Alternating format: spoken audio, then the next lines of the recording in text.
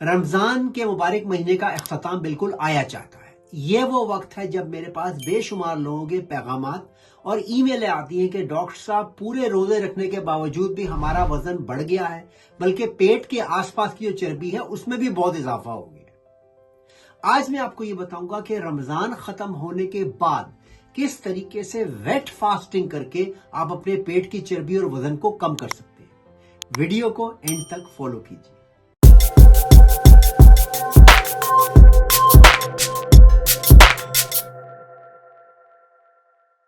पहली बात तो ये समझिए कि रमजान में वजन में क्यों इजाफा होता है, खास तौर पर पेट के इर्द गिर्द जो चर्बी होती है वो क्यों बढ़ जाती है। इसका सिंपल सा फार्मूला ये है कि हमारे जहन में ये बात है कि हम सारा दिन कुछ नहीं खा रहे, तो उसको कंपनसेट करने के लिए हम सुबह भी बेइंतहा कैलोरीज खाते हैं और शाम को जो है अफ्तारी में और रात के खाने में भी बेइंतहा कैलोरीज खाते हैं। अब देखिए, सारा दिन भूखे रहने से कोई फर्क नहीं पड़ेगा अगर आपने अपनी कैलोरीज डबल कर ली।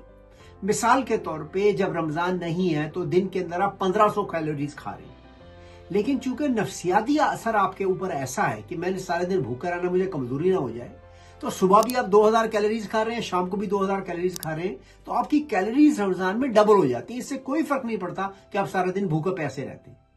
यही वजह है कि ये एक्सेसिव कैलोरीज शुगर में तब्दील होकर फैट में तब्दील हो जाती है।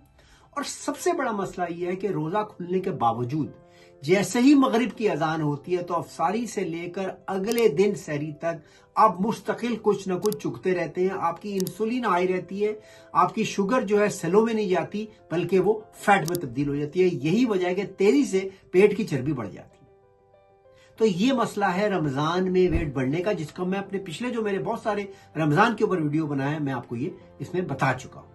अगर मेरा आज का वीडियो आपको अब तक पसंद आ रहा है तो अपनी फैमिली और फ्रेंड्स से इसको शेयर कीजिए, मेरे चैनल को लाइक और सब्सक्राइब कीजिए। और अगर आप 1-to-1 कंसल्टेशन चाहते हैं मेरे साथ health related matters, weight loss, diet and nutrition, general motivation के लिए, तो मेरे चैनल पे इसका लिंक है। उस लिंक को फॉलो करके आप एक वर्चुअल अपॉइंटमेंट मेरे साथ बुक कर सकते हैं। अगली बात ये समझिए कि रमजान में जब आप रोजा रखते हैं तो ये ड्राई फास्टिंग होती है। ड्राई फास्टिंग का क्या मतलब है कि ना आप खाना खा रहे हैं ना आप पानी पी रहे हैं, बिल्कुल हर चीज मना है। ड्राई फास्टिंग में जाहिर है आप डिहाइड्रेट हो जाते हैं। शुरू में तो चूंकि आप डिहाइड्रेट होते हैं तो थोड़ा सा वजन कम होता है, लेकिन जैसे जैसे रमजान आगे जाता है और आप सहरी में भी बेइंतहा चीजें खा रहे हैं, अफ्तारी में भी गलत चीजें खा रहे हैं, आपका वजन बढ़ता चला जाता है।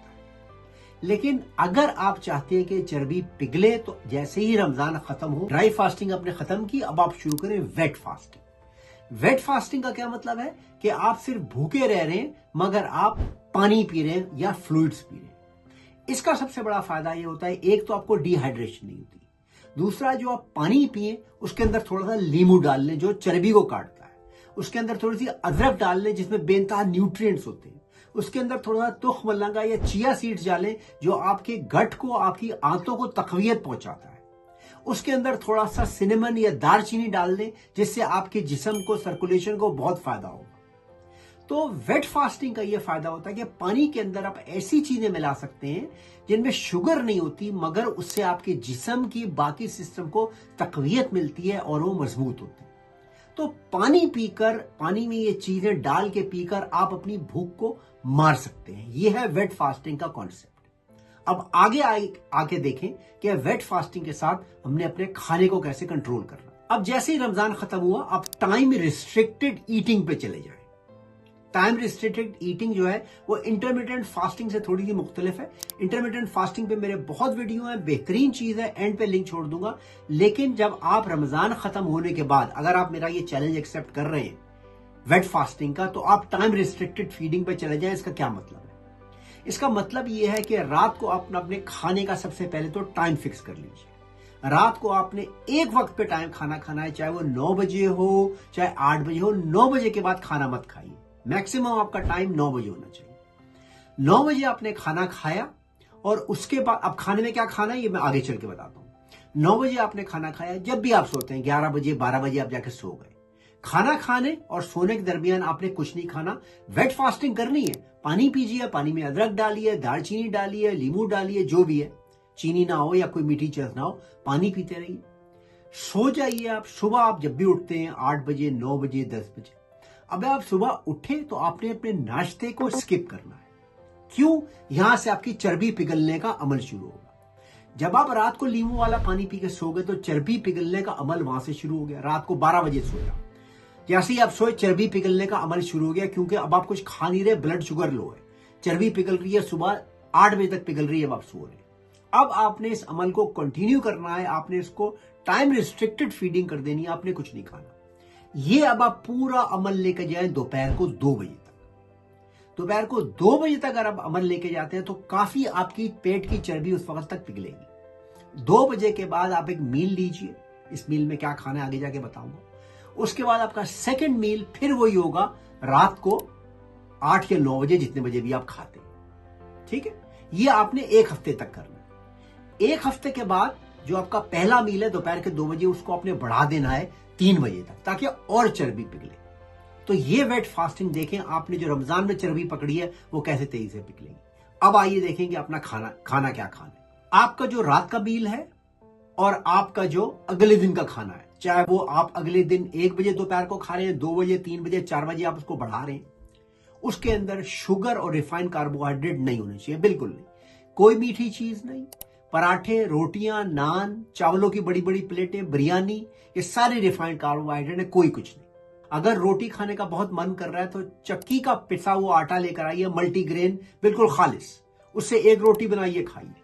चावल खाने का बहुत मन कर रहा है तो मुट्ठी भर चावल खाइए, मगर सलाद इसमें डालिए, सलाद के पत्ते, खीरे, टमाटर, मूली, जो भी सब्जी आपको मैसर है, अच्छी तरह धो के ताजा सब्जी के सलाद की बड़ी सी प्लेट खाइए अपने पहले मील में। मजा नहीं आएगा, जहरा चस्का नहीं है जुबान का, नमक नहीं है उसमें, फैट नहीं है उसमें मिर्चें नहीं है, लेकिन चर्बी पिघलने का अमल जारी रहेगा, क्योंकि सलाद खाने के बावजूद ब्लड शुगर स्पाइक नहीं होगा। गोश्त बिल्कुल आप खा सकते हैं, मछली खाइए, गोश्त खाइए, चिकन खाइए, इसको ग्रिल कीजिए, उबालिए इसको, मगर खुदारा इसको तेल में डाल के सालन रत बनाइए। तेल फैटी होता है, उसके अलावा तेल आपकी ब्लड वेसल्स में जाके उसको ब्लॉक कर देता है, हार्ट अटैक, डायबिटीज और स्ट्रोक का चांस बन जाता है।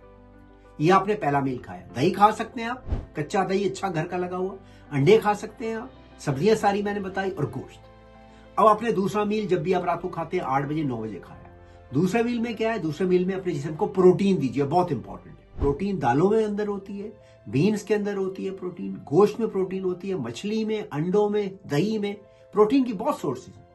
कोई इसकी महंगी चीजें आपको खाने की जरूरत नहीं है, इनसे अपने आप को प्रोटीन दीजिए। इसके अलावा अगेन दोबारा सलाद की एक बहुत बड़ी प्लेट बना के खाइए। अगर बहुत दिल चाह रहा है तो आधा नान या थोड़े से चावल खा लिए उसके साथ, और इसके साथ अपने अपनी वेट फास्टिंग कंटिन्यू करनी है। ये आपका 9 बजे का मील है। उसके बाद 9 बजे और फिर जब आप जाके सो रहे हैं जितने भी बजे, 11 बजे 12 बजे, आपने कुछ नहीं खाना, और अगले दिन फिर ये साइकिल कंटिन्यू करना है।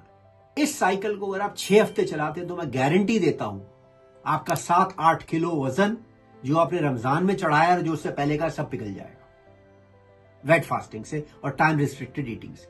इसके लिए डिसिप्लिन चाहिए थोड़ा सा। सोना अपने टाइम पे है, रात का खाना टाइम पे है, दोपहर का खाना टाइम पे है। डिसिप्लिन होंगे तो आपकी बॉडी यूज्ड हो जाएगी। अगर दिन में बहुत भूख लग रही है तो एक शेक बना लीजिए। शेक के अंदर आप थोड़ा सा प्रोटीन पाउडर डाल सकते हैं, ब्लूबेरीज, रास्पबेरीज डाल सकते हैं, एक केला डाल लिया, मगर ऐसी चीजें मत डालें जो जिनके अंदर शुगर बहुत ज्यादा होती है, जैसे आम हो गए या ऐसे फल जिनके अंदर शुगर का कंटेंट ज्यादा होता है। एक सैंडविच बना लिए, सैंडविच के ऊपर एवोकाडो या अंडे डाल लिए। दूध बिल्कुल पी सकते हैं आप, खासतौर पर स्किम मिल्क। अगर आपको दूध में तुख्म लंगा या चिया सीड डालें, बेहतरीन चीज है। अगर बहुत तफरी का दिल चाह रहा है तो कोको पाउडर ले आइए। कोको पाउडर को लेकर दही में बनाना के साथ उसका मूस बना लीजिए, उसकी आइसक्रीम बना लीजिए। ये बिल्कुल लो शुगर किस्म की आइसक्रीम होती है। तो इस तरह बहुत आप एक्सपेरिमेंटेशन कर सकते हैं अच्छी चीजों के साथ। चीजें बहुत हैं, बस डिसिप्लिन होने की जरूरत है। तो ये करके देखिए रमजान में जो अपने वजन बढ़ाया वो कैसे कम होता है। आज का वीडियो देखने का शुक्रिया।